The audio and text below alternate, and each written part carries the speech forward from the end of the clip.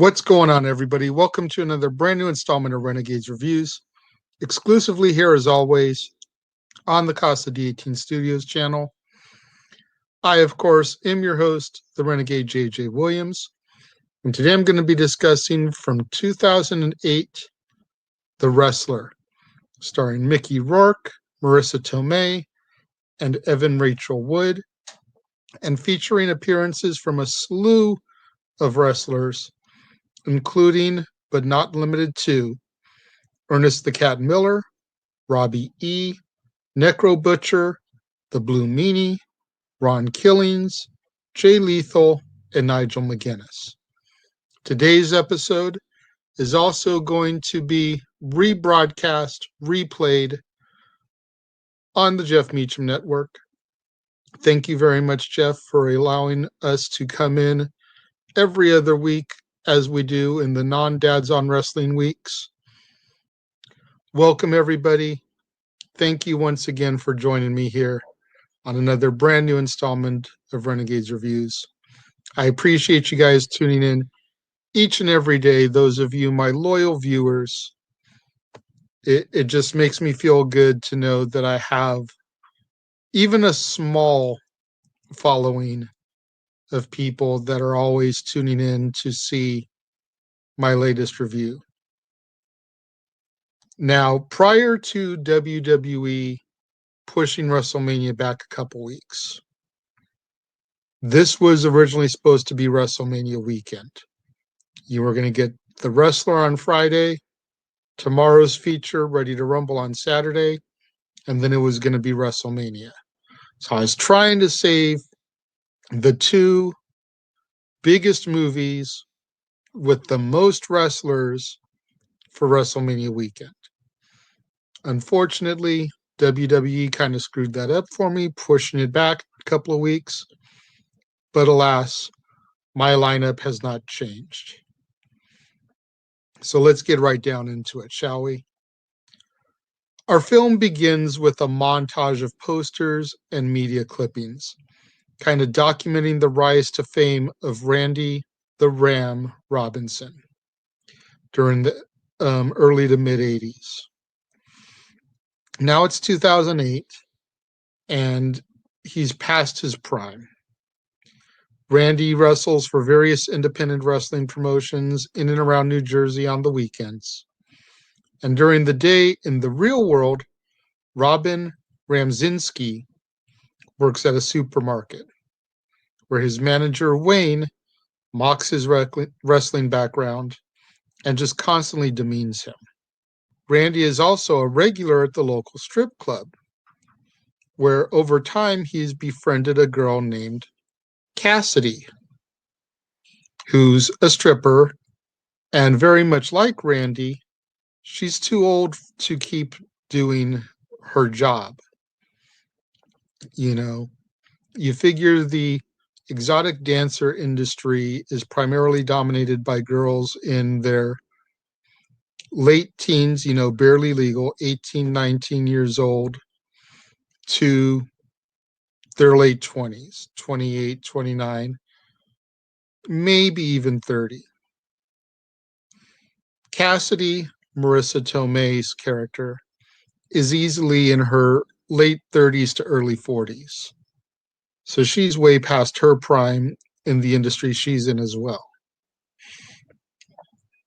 Now, after winning a match with Tommy Rotten one weekend, Randy accepts an offer to wrestle his biggest rival, the Ayatollah, at a huge Ring of Honor show to commemorate the 20th anniversary of the original match.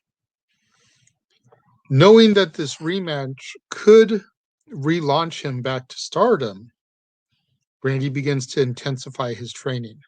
He begins taking steroids and just really trying to get that extra edge to make him look and feel good. But after wrestling Necro Butcher in a hardcore match for CZW one weekend, Randy throws up and then collapses from a heart attack. Randy undergoes coronary artery bypass surgery in order to save his life. The doctor tells Randy that he almost died. You barely survived this one. There's no telling what will happen next time. And so he needs to live a more healthy lifestyle. Doctor tells him, everything that you're putting into your mouth, you need to stop. So as if that's not bad enough, the doctor tells Randy that he also can no longer wrestle, as his heart just can't handle that stress, that heavy workout and adrenaline that comes from working a match. If any of you have ever wrestled a match, you understand what I'm talking about. Whether it's professional wrestling, independent wrestling, backyard wrestling, high school, college wrestling, you should understand what I'm talking about. You get into that ring and the adrenaline gets flowing and you start going 100 miles an hour. And if you've had a heart attack, that's just not good for your body. Reluctantly, Randy decides it's time for him to retire. Cancels all his upcoming bookings, including the 20th anniversary match. And he asks his manager at the supermarket for some more hours, trying to offset the money he's going to lose by not doing all these wrestling shows. Wayne gives him full-time hours at the service deli. And in the beginning, Randy seems to be enjoying himself. He's being jovial and entertaining the customers. He throws the salad like a football pass for the guy to catch. He's calling the women hun and sweetie, and just really, really seems to be digging the job. Now, during a visit to the strip club, Randy asks Cassidy if they can talk privately, away from all the insanity and chaos and the noise of the club inside. Now, at first, Cassidy says no, because it's against the rules.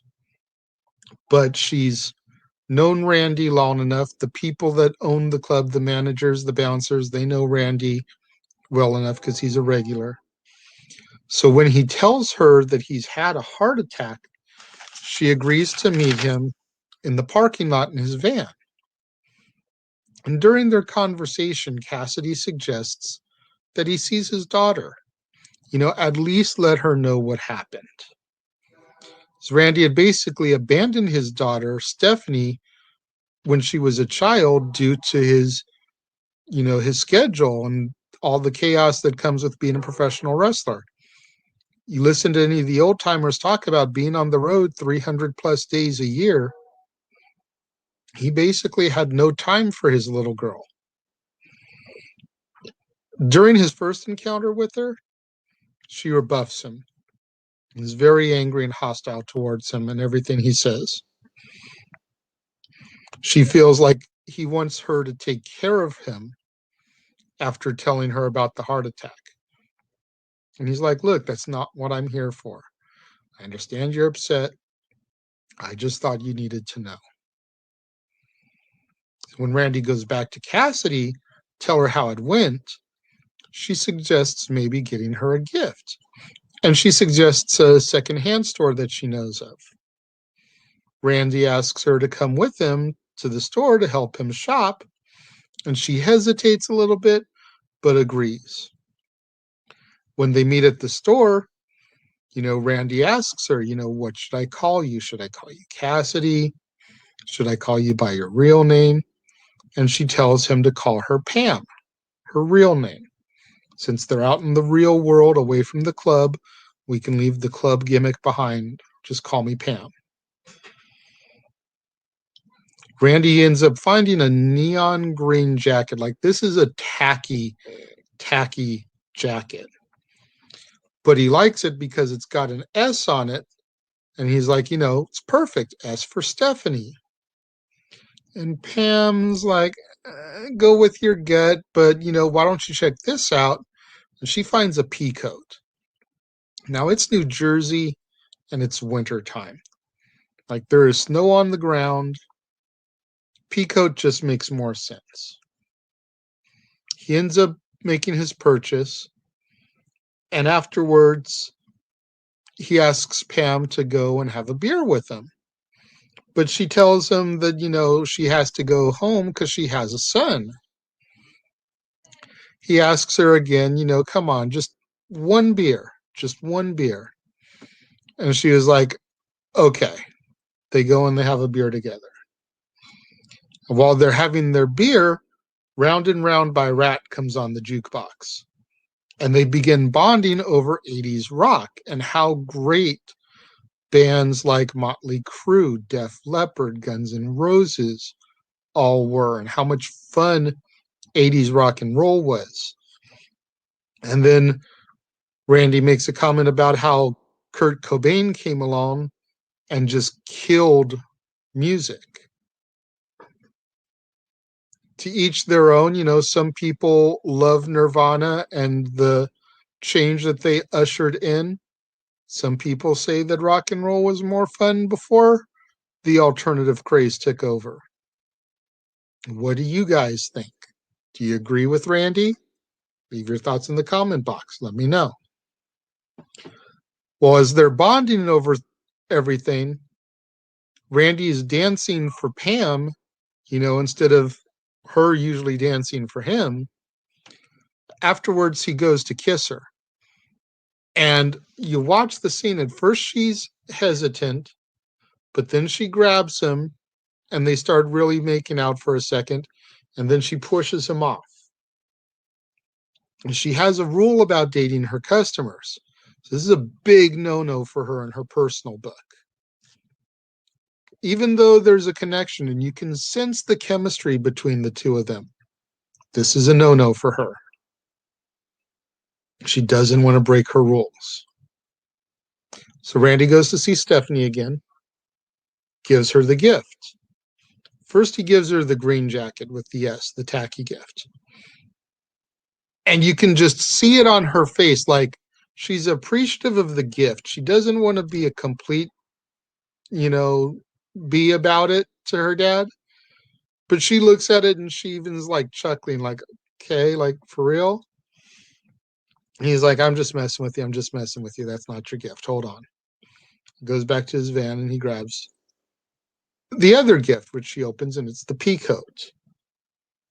And she's very caught off guard by the pea coat. She's appreciative, thankful. He tells her, look, it's cold out, it's winter, I want you to stay warm. So they begin to talk for a minute, and Randy wants to spend some time. He feels like the ice is breaking a little bit. Make the move. Can we have a little bit of time together? And at first, she's hesitant. She doesn't know if she can trust her dad. And he's like, I want to take you to our special place. And you got to remember, he left her and basically abandoned her. So she's like, we have a special place. He's like, yeah, I'll take you. You'll remember. He ends up taking her to a beachfront boardwalk in Jersey. And she vaguely remembers little bits and pieces about being there. They keep their bond going. They're reconnecting. And Randy apologizes to her for abandoning her when she was little. They agree to go to dinner. He asks her for Friday night, but she tells him that Saturday would be better. So they agree to dinner that Saturday night. Randy goes to the strip club, thanks Cassidy for the help, but again, she rejects him. And this kind of upsets Randy a little bit. They get to a heated argument. So Randy ends up making her feel like nothing but a cheap stripper. Like, look, you're not going to give me the attention that I feel like I deserve from you, then fine. Here's money, dance for me, shake your butt. Now that makes her feel less than adequate because she thought that she was more than that to him. Randy ends up getting thrown out of the club that night. Now, upset with what's transpired, Randy goes to a wrestling show and he hangs out with some of his old buddies. After the matches, Randy and the guys go to a bar. Randy gets drunk.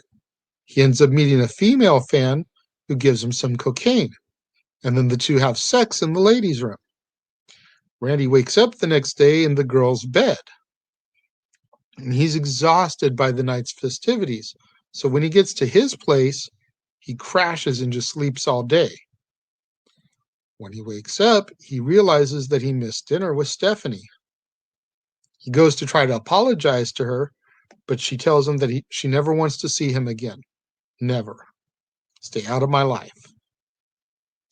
Back at the supermarket, Randy gets recognized by a fan. And the fan knows that he knows him from something, but he can't place it. When he figures out, because of his persistence, that it's Randy the Ram, this aggravates Randy because the guy just would not let it go. So he jams his thumb into the meat slicer, cuts himself, starts bleeding profusely. Randy quits on the spot, and then he starts kicking and throwing things across the store, spewing all kinds of venom at Wayne for the way that he treated him over the years. Realizing that the real world hurts him more than the wrestling world, between job harassment, losing in love with Cassidy, losing his daughter again, Randy decides, F it, I'm going to go back to wrestling. Let whatever happens, happen. He calls the promoter, tells him the match is back on for the anniversary match. And he's able to reconcile with Cassidy just before the big match. And she pleads him not to wrestle because of his heart. She tries telling him, look, I am here for you now. I am here. And while Randy appreciates the concern, he tells her that he belongs in the ring, where he is loved, admired, respected, unlike out in the real world. Randy enters the ring for his special engagement match, 20 years to the date of the original encounter against the Ayatollah. The sounds of Sweet Child of Mine come over the loudspeakers for Randy's entrance, amplified by the applause and the admiration from the fans in attendance. Before the match begins, Randy addresses the fans as the Ayatollah kind of looks on. And this is very much a whole break of kayfabe moment in this scene, because even though the Ayatollah is his arch nemesis and a heel, the Ayatollah is being Bob, the real man in this moment, because you can see him smiling, nodding his head in agreement with what Randy's saying, and even like applauding his speech a little bit. Once Randy is done with his speech, boom, the Ayatollah comes in and he attacks Randy from behind. And as the match progresses, Randy begins to feel it in his chest, his pain and the heart, and everything starts to overwhelm him. And the Ayatollah, being a professional, he sees the pain on Randy's face, knows of his condition, tells him, "Don't worry, I got this." He charges at him and kind of flips over him, almost as if Randy had done a back body from his knees, and tells him to pin him in the match. We've given them enough. They will be satisfied. But Randy refuses. Climbs the turnbuckle to set up his Ram Jam finisher. The fans begin to chant for him as Randy turns and he realizes that Cassidy is left. And with tears in his eyes, Randy leaps from the top rope and our film fades to black. I gotta say, I always have loved the way it just goes to black right there. It leaves you wondering what happened. Did he land the move, win the match, and everything was fine? Did he die in the ring as a result of the move? Did he have another heart attack but was able to survive that and recuperate? You don't really know. Based off of what the doctor set up for us, you're pretty much led to believe that the move causes him to die. But we don't know. There's no epilogue. There's a couple seconds of darkness, and then Bruce Springsteen's The Wrestler song kicks on. So you don't know. You're left to draw your own conclusions. And I really loved the way Darren Aronofsky set that up. When it comes to my rating for The Wrestler, 5 out of 5 stars. This is easily one of the best films about wrestling. Mickey Rourke was able to enjoy a resurgence in his career as a result of it. A couple years after this, he had Iron Man 2, which, granted, not the best Iron Man film. Granted, a lot of Whiplash's best stuff, according to Mickey Rourke, was left on the cutting room floor. But just the fact that he was cast as the villain in a major Marvel film just a couple years off of this. The original Expendables came out in 2010 as well, a couple years after this. He's in that. Marisa Tomei enjoyed a resurgence after this film.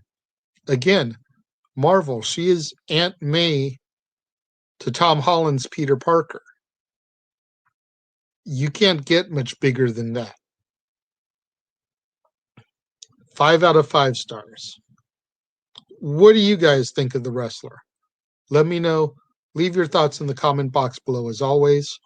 Let's get out there on the social media. Hashtag Casa D18 Studios. Hashtag Renegades Reviews. Hashtag Renegade Returns. And of course, the ever popular hashtag Shenanigans. We interrupt this episode of Renegades Reviews for an important announcement about merchandising. Merchandising? What's that? Merchandising. Come, I'll show you. Merchandising, where the real money's made. Make sure you go over to teespring.com/stores/Jeff Meacham Network for all the t-shirts you see here from the West Coast professor, Jeff Meacham himself. You can get shirts for the Jeff Meacham Network, Talk Wrestling, as well as the red and gold Meachamania shirts. And while you're there, don't forget to get your shirts of the Casa D18 Studios Brotherhood, the Dads on Wrestling shirt, the Renegade JJ Williams, Statboy Sports Bar, and the hashtag Statboy Approved shirt. Make sure you go over to teespring.com/stores/Jeff Meacham Network and score your shirts today.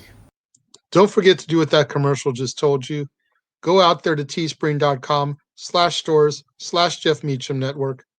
Get you your official t-shirts of the Jeff Meacham Network, your Talk Wrestling shirts, Meachamania, Jeff Meacham Network logos. Get you your official merchandise for the Casa de 18 Studios Brotherhood, your Renegade JJ Williams shirt, Stat Boy Sports Bar, Dad's Not Always on Wrestling, and so much more. Tomorrow, right here on the Casa de 18 Studios, when I bring you another brand new installment of Renegades Reviews. I mentioned it earlier, and it will still happen. Ladies and gentlemen, let's get ready to rumble. Starring David Arquette, Scott Kahn, Oliver Platt, and a slew of WCW talent. Make sure that you're here tomorrow for that classic wrestling film as well. Thank you for joining me here today on another episode of Renegades Reviews. Thank you to the Jeff Meacham Network for allowing the replay of this show, as he does every other Friday in the Dad's on Wrestling slot. I appreciate you guys, and I will see you all next time.